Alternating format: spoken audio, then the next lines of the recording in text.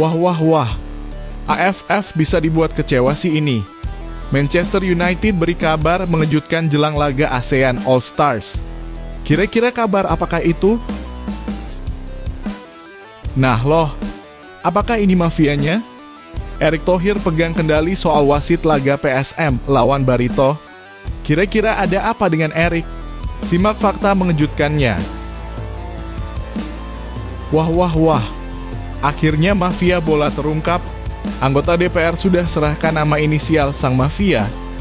Kira-kira siapakah dia? Berikut info mengejutkannya.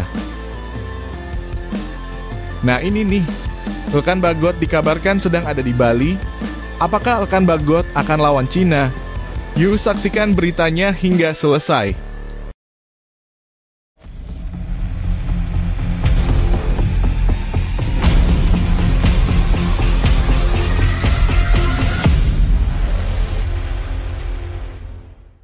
Mohon subscribe channel Timnasku Indonesia agar tidak ketinggalan informasi Timnas Indonesia. AFF dibikin kecewa, Manchester United beri kabar mengejutkan di ASEAN All Stars. Kabar terbaru dari dunia sepak bola datang dari laga persahabatan antara klub raksasa Inggris, Manchester United, melawan ASEAN All Stars yang akan digelar di Stadion Bukit Jalil, Kuala Lumpur, pada tanggal 29 Mei 2025. Pertandingan ini awalnya digadang-gadang akan menjadi ajang spektakuler, mempertemukan para pemain terbaik Asia Tenggara melawan tim utama Setan Merah. Namun harapan besar dari para fans dan juga pihak penyelenggara termasuk AFF dalam kurung Federasi Sepak Bola ASEAN sepertinya bakal berujung kekecewaan. Pasalnya Manchester United dikabarkan tidak akan membawa skuad utamanya, termasuk nama-nama besar seperti Bruno Fernandes, Harry Maguire, dan Lisandro Martinez.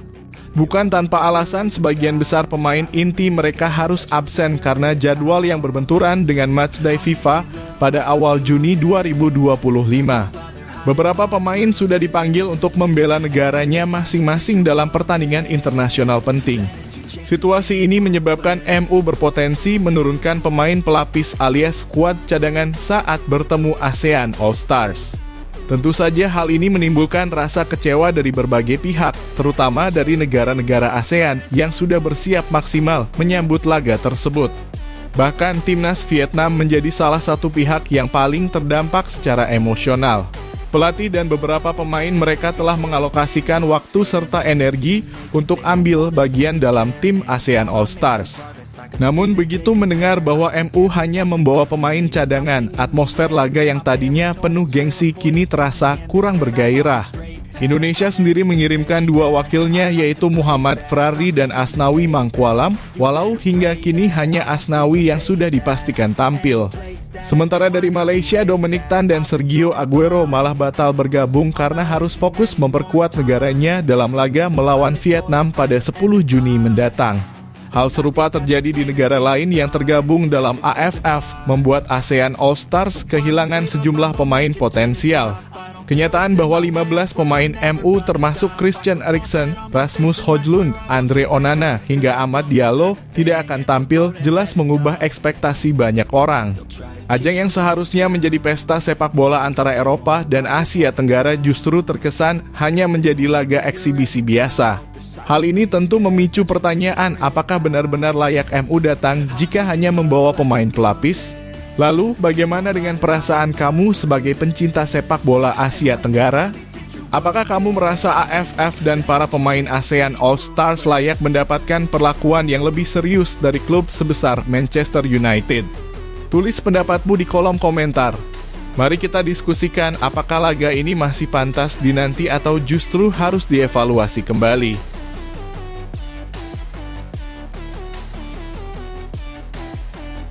Erick Thohir pegang kendali soal wasit asing di laga PSM lawan Barito Putra. Drama di Liga 1 belum usai. Setelah publik sepak bola Indonesia dihebohkan oleh kasus viral Yuran Fernandes yang dijatuhi hukuman larangan bermain selama 1 tahun di klub Indonesia. Kini situasi makin panas jelang laga PSM Makassar versus Barito Putra. PSM Makassar resmi mengajukan surat permintaan penggunaan wasit asing untuk laga penting ini. Surat itu sudah dikirim ke PSSI dan PT LIB pada Senin malam, 12 Mei 2025. Permintaan ini bukan tanpa alasan. Pihak PSM menilai laga ini terlalu krusial untuk dibiarkan dipimpin oleh wasit lokal yang belakangan ini kerap jadi sorotan karena keputusan-keputusan kontroversial. Kini semua keputusan ada di tangan Erick Thohir, Ketua Umum PSSI sekaligus Ketua Komite Wasit. Berdasarkan pasal 48 ayat 2 Statuta PSSI, Erick memegang penuh kewenangan dalam penunjukan wasit untuk kompetisi yang berada di bawah naungan PSSI. Artinya permintaan PSM tidak akan bisa dikabulkan tanpa persetujuan langsung dari Erick Thohir. Permintaan ini muncul di tengah kegelisahan supporter dan pencinta sepak bola nasional, khususnya setelah insiden yang melibatkan Yuran Fernandes. Banyak yang menilai hukuman tersebut terlalu berat dan menambah tekanan bagi klub asal Makassar itu. Sekarang PSM tak ingin kecolongan lagi, mereka ingin laga melawan Barito berlangsung fair, jujur, dan bebas dari kontroversi. Apalagi wasit asing bukan hal baru di Liga 1.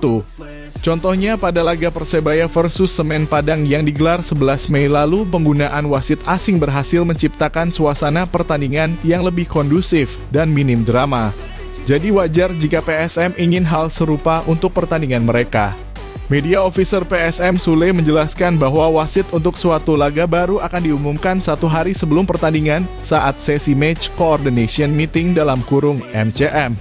Namun kali ini semua mata tertuju ke Erick Thohir. Apakah beliau akan menyetujui penggunaan wasit asing untuk pertandingan panas ini? Publik sudah lelah dengan drama dan kontroversi. Liga 1 butuh keadilan, transparansi, dan profesionalisme. Dan semuanya kini bergantung pada satu keputusan penting. Bagaimana menurut kamu? Apakah permintaan PSM untuk menggunakan wasit asing ini pantas dikabulkan? Apakah Erick Thohir akan berani mengambil keputusan besar demi menjaga integritas Liga 1? Tulis pendapat kamu di kolom komentar sekarang juga. Jangan lupa like dan share agar semakin banyak yang ikut menyuarakan opini mereka.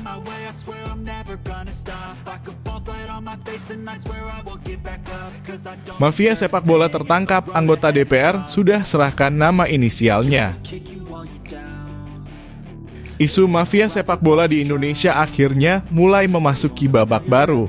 Kali ini bukan sekadar rumor atau wacana kosong, melainkan sudah mulai mengarah kepada tindakan nyata. Sosok yang vokal menyuarakan hal ini adalah Andre Rosiade, anggota DPR sekaligus penasihat klub Semen Padang FC. Lewat akun Instagram pribadinya, Andre mengungkap bahwa ia sudah menyerahkan nama-nama yang diduga sebagai mafia bola ke Ketua Umum PSSI, Erick Thohir. Sebelumnya, Andre sempat menyebut 2 inisial yang mencuat sebagai operator utama dalam praktik mafia sepak bola Indonesia, JN dan P. Pernyataan ini langsung menyita perhatian publik, termasuk netizen yang menantangnya untuk menyebutkan nama secara terang-terangan. Namun Andre memilih langkah lebih bijak, menyerahkan nama lengkap tersebut langsung kepada Ketua Umum PSSI sebagai bentuk keseriusannya dalam memberantas mafia bola. Saya percaya Pak Erick Thohir mampu dan bisa melenyapkan mafia sepak bola di Indonesia, ujar Andre. Ia juga menambahkan bahwa hampir semua elite PSSI sebenarnya sudah tahu soal keberadaan 2 orang ini, hanya saja tinggal menunggu keberanian untuk bertindak. Menariknya, dalam perjalanannya memperjuangkan sepak bola bersih, Andre justru mendapat cemoohan dari sebagian supporter, khususnya saat Semen Padang melawan Persebaya di Stadion Gelora Bung Tomo. Ia diteriaki mafia-mafia oleh bonek yang rupanya salah paham terhadap perannya. Melalui klarifikasi panjang di Instagram, Andre membela diri bahwa ia justru sedang melawan mafia, bukan menjadi bagian dari mereka. Yang melawan mafia dituduh mafia karena supporternya kurang pemahaman mengenai aturan offside, tulis Andre. Ia bahkan mengajak publik untuk melaporkannya secara resmi jika memang merasa dirinya adalah bagian dari mafia dan siap diproses secara transparan. Apa yang dilakukan Andre menjadi bukti bahwa perlawanan terhadap mafia bola tidak mudah. Bahkan mereka yang ingin membenahi sistem seringkali harus menghadapi tekanan dari berbagai arah, termasuk publik. Namun langkah Andre menyerahkan nama ke Erick Thohir tentu patut diapresiasi, karena membuka jalan menuju sepak bola Indonesia yang lebih bersih dan fair play. Sekarang, semua mata tertuju pada Erick Thohir dan PSSI. Akankah mereka benar-benar menindaklanjuti informasi tersebut? Ataukah nama-nama itu hanya akan tenggelam seperti kasus-kasus sebelumnya? Bagaimana pendapatmu soal mafia sepak bola Indonesia yang akhirnya mulai terbongkar ini? Apakah kamu percaya PSSI bisa bersih?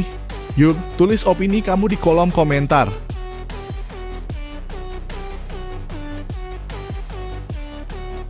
Omongan pelatih Bahrain perlahan terbukti usai timnas Indonesia dapat sanksi FIFA. Apa yang pernah diucapkan pelatih Bahrain Dragan Talajic kini perlahan jadi kenyataan. Setelah timnas Indonesia menaklukkan Bahrain pada 25 Maret 2025 lalu, pelatih asal Kroasia itu melontarkan komentar yang sempat dianggap kontroversial. Ia secara terang-terangan berharap timnas Indonesia kalah di 2 laga berikutnya melawan Cina dan Jepang agar peluang Bahrain untuk lolos tetap terbuka. Kini harapan Talajic seolah mendapat bantuan dari luar lapangan.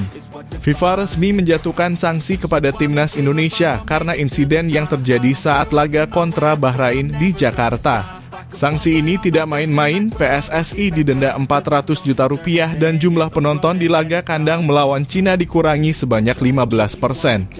Artinya ribuan supporter Garuda tidak bisa masuk stadion dan ini tentu akan mengurangi semangat bertanding tim nasional.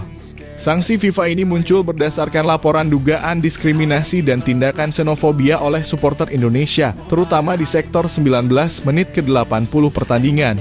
Menurut ex-Jo PSSI Arya Sinulinga, hampir 200 supporter terdengar meneriakan yel-yel bernada diskriminatif terhadap Bahrain. Hal ini dianggap melanggar pasal 15 FIFA Disciplinary Code tentang diskriminasi dan perilaku tidak pantas supporter. Namun yang membuat publik bertanya-tanya adalah waktu dan konteks sanksi ini. Mengapa baru sekarang? Apakah laporan ini murni karena insiden di lapangan? Atau ada tekanan politik dari luar? Yang menarik, Presiden AFC saat ini adalah Sheikh Salman bin Ibrahim Al Khalifa yang notabene berasal dari Bahrain. Jadi, bukan tidak mungkin AFC lah yang pertama kali melaporkan kejadian ini ke FIFA. Bagi fans timnas, momen ini terasa berat. Karena laga melawan Cina dan Jepang adalah laga hidup mati. Tiket ke putaran keempat kualifikasi Piala Dunia 2026 dipertaruhkan. Dan sekarang dengan supporter yang dibatasi kehadirannya, Garuda harus berjuang lebih keras lagi. Sementara itu Bahrain akan melawan Arab Saudi dan Cina, 2 lawan tangguh yang tentu tidak mudah dikalahkan. Tapi jika Indonesia terpeleset seperti harapan Talajic, maka peluang Bahrain untuk menyalip di detik akhir tetap terbuka. Apakah ini hanya kebetulan? Atau benarkah ada tangan tak terlihat yang ikut bermain? Apakah omongan Dragan Talajic yang sebelumnya dianggap angin lalu, kini benar-benar jadi pertanda? Bagaimana menurut kamu? Apakah sanksi ini adil atau justru ada aroma politis? Apakah dukungan supporter Garuda benar-benar bisa dikurangi begitu saja? Tulis pendapat kamu di kolom komentar di bawah.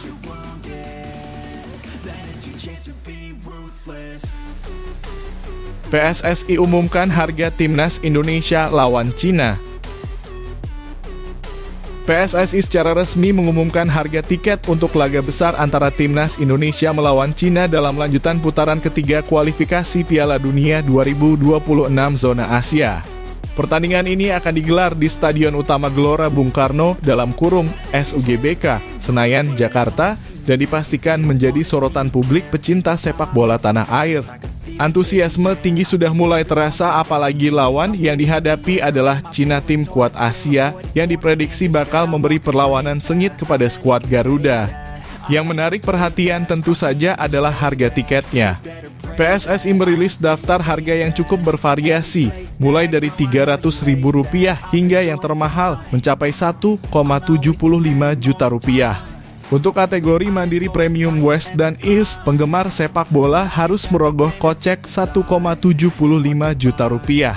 Sementara itu, tiket seharga Rp1,25 juta disediakan untuk kategori Freeport Garuda West dan Sinar Mas Garuda East. Kategori menengah seperti Indosat Garuda South dan Astra Financial Garuda North dibanderol Rp600.000 dan tiket termurah yaitu Indomie Upper Garuda hanya Rp300.000. Penjualan tiket akan dimulai pada Kamis 15 Mei pukul 10.00 waktu Indonesia Barat melalui aplikasi Livin Sukha dari Bank Mandiri. Namun tidak semua orang bisa langsung membeli tiket. PSSI menetapkan syarat khusus bagi calon penonton, yakni harus memiliki Garuda ID yang telah terverifikasi. Garuda ID ini bisa dibuat secara gratis melalui situs resmi Kita Garuda atau PSSI. Sayangnya, ada kabar kurang menyenangkan juga. Karena sanksi dari FIFA akibat insiden sebelumnya, PSSI harus mengurangi jumlah tiket yang dijual hingga 15%. Kursi-kursi di bagian belakang gawang, terutama tribun utara dan selatan, akan dikosongkan. Namun PSSI diberikan opsi oleh FIFA untuk mengalokasikan kursi tersebut kepada komunitas khusus seperti pelajar, perempuan, atau komunitas anti-diskriminasi dengan syarat harus memasang spanduk kampanye positif saat pertandingan berlangsung. Pertandingan ini menjadi momen penting bagi Timnas Indonesia. Selain menjadi laga ke-9 di grup C, pertandingan ini juga menjadi penentu langkah Garuda menuju Piala Dunia 2026. Setelah menjamu Cina, Timnas akan bertolak ke Jepang untuk menutup babak kualifikasi dengan laga tandang berat. Dengan harga tiket yang cukup beragam ini, tentu menimbulkan beragam tanggapan dari masyarakat. Ada yang mungkin merasa harganya layak untuk pertandingan penting sekelas ini, namun tidak sedikit pula yang bisa jadi merasa berat terutama di kategori premium. Nah, bagaimana menurut kamu soal harga tiket pertandingan ini? Apakah menurutmu sepadan dengan atmosfer dan nilai pertandingannya? Atau justru terasa memberatkan bagi supporter setia? Tulis pendapatmu di kolom komentar. Kita tunggu suaramu, Garuda Fans.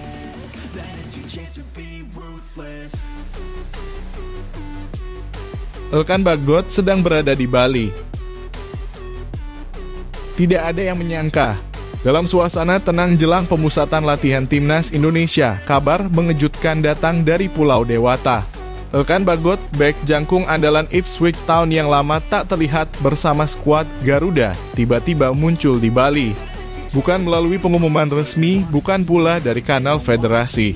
Tapi, dari unggahan netizen yang secara tidak sengaja berpapasan dan selfie bersama sang pemain.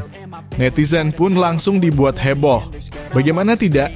Elkan selama ini lebih banyak menghabiskan waktunya bersama klub-klub Inggris, terakhir dipinjamkan ke Blackpool All FC di League One.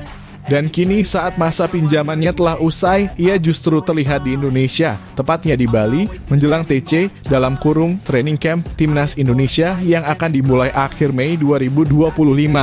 Liburan? Mungkin, tapi timingnya terlalu pas. Sudah jadi rahasia umum kalau Bali adalah destinasi favorit Elkan. Tapi kehadirannya kali ini terlalu bertepatan untuk disebut kebetulan. Apalagi TC Timnas akan digelar di Bali dan lawan yang akan dihadapi Garuda bukan sembarangan Cina dan Jepang, dua tim kuat di grup C kualifikasi Piala Dunia 2026. Pertanyaannya sekarang, apakah Elkan datang hanya untuk berlibur? Atau diam-diam sudah dipanggil Patrick Kluivert dan akan kembali memperkuat Timnas Indonesia? Yang menarik, Elkan bukan satu-satunya pemain abroad yang terlihat di Bali. Ada Marcelino Ferdinand dari Oxford United, Asnawi Mangkualam dari Port FC, dan Ronaldo Kuateh yang kini merumput di Thailand. Semua terlihat seperti sedang bersiap, seolah tahu akan ada misi besar yang menanti. Namun PSSI dan pelatih Patrick Kluivert belum mengumumkan nama-nama resmi yang akan dibawa ke dua laga krusial tersebut. Artinya, semua masih misteri. Tapi publik sepak bola tanah air sudah kadung berharap semoga ini bukan sekadar liburan biasa. Jika Elkan benar-benar kembali, maka ini bisa menjadi momen yang sangat dinantikan. Bukan hanya karena kualitasnya di lini belakang, tapi juga sebagai simbol bahwa pemain diaspora tidak melupakan tanah kelahirannya. Menurutmu, apakah Elkan Bagot datang ke Bali hanya untuk liburan? Atau ini adalah sinyal kuat ia akan kembali memperkuat Timnas Indonesia? Tulis pendapatmu di kolom komentar. Dan jangan lupa dukung terus Timnas Indonesia menuju Piala Dunia 2026.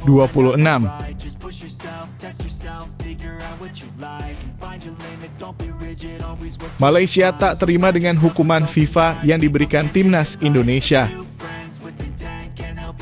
Hukuman yang dijatuhkan FIFA kepada Timnas Indonesia belum lama ini ternyata tidak hanya mengundang kontroversi di dalam negeri, tetapi juga mendapat sorotan dari media asing, khususnya dari Malaysia.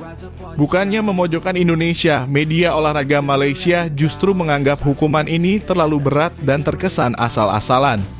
Seperti diketahui, FIFA memberikan 2 sanksi kepada Indonesia atas insiden dalam laga melawan timnas Bahrain yang digelar pada 25 Maret 2025 di Stadion Utama Gelora Bung Karno SUGBK, Jakarta. Sanksi tersebut terdiri dari denda senilai 400 juta rupiah serta pengurangan kapasitas penonton sebanyak 15% pada pertandingan kandang berikutnya melawan Cina, 5 Juni 2025 mendatang. Pelanggaran yang ditudingkan kepada Indonesia adalah tindakan diskriminatif dari sebagian oknum supporter, terutama nyanyian bernada ksenofobia yang dianggap menyudutkan tim Bahrain. Namun yang menarik, media Malaysia makan bola tidak serta-merta menyalahkan Indonesia. Dalam artikelnya, mereka menyebut bahwa hukuman ini tergolong berat dan bahkan layak dipertanyakan. FIFA jatuhkan 2 hukuman berat ke Indonesia, tulis makan bola dalam artikel utama mereka. Media tersebut secara terbuka merinci sanksi yang diterima Indonesia dan menyoroti betapa kerasnya tindakan FIFA kali ini. Yang membuat banyak pihak semakin geram adalah fakta bahwa pemain Bahrain yang tertangkap kamera mengacungkan jari tengah ke arah supporter Indonesia tidak mendapat hukuman apapun. Sikap ini menimbulkan dugaan bahwa keputusan FIFA yang mengacu pada laporan dari AFC tidak dilakukan secara adil. Apalagi ketua AFC saat ini berasal dari Bahrain, yang membuat publik menduga adanya konflik kepentingan atau keberpihakan. Wajar jika publik merasa bahwa FIFA bersikap tidak konsisten. Mengapa Indonesia langsung dihukum atas nyanyian dari tribun sementara provokasi terbuka dari pemain lawan dibiarkan tanpa sanksi sama sekali? Ini adalah pertanyaan yang wajar dan patut untuk diajukan oleh siapapun yang peduli pada keadilan di dunia sepak bola. Lebih menyedihkan lagi, ini bukan kali pertama Indonesia mendapatkan sanksi dari FIFA. Sebelumnya, Indonesia juga didenda karena terlambat memasuki lapangan saat melawan Australia dan Cina dalam babak kualifikasi Piala Dunia 2026. Meski demikian, hukuman kali ini dirasa paling menyakitkan karena menyangkut martabat dan perlakuan yang tidak seimbang antar tim. Jika benar FIFA dan AFC ingin menegakkan keadilan, maka semua pihak yang terlibat seharusnya mendapat perlakuan yang sama tanpa pandang bulu.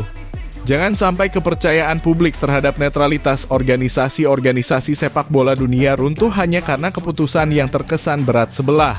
Bagaimana menurut kalian? Apakah hukuman FIFA kepada timnas Indonesia sudah adil?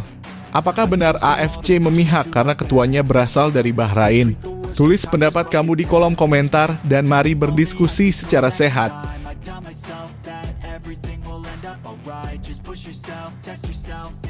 Perjuangan Jay Itzes di Venezia bisa bikin timnas Indonesia rugi. Jay Itzes tengah menghadapi perjuangan berat bersama klubnya Venezia di kompetisi Liga Italia.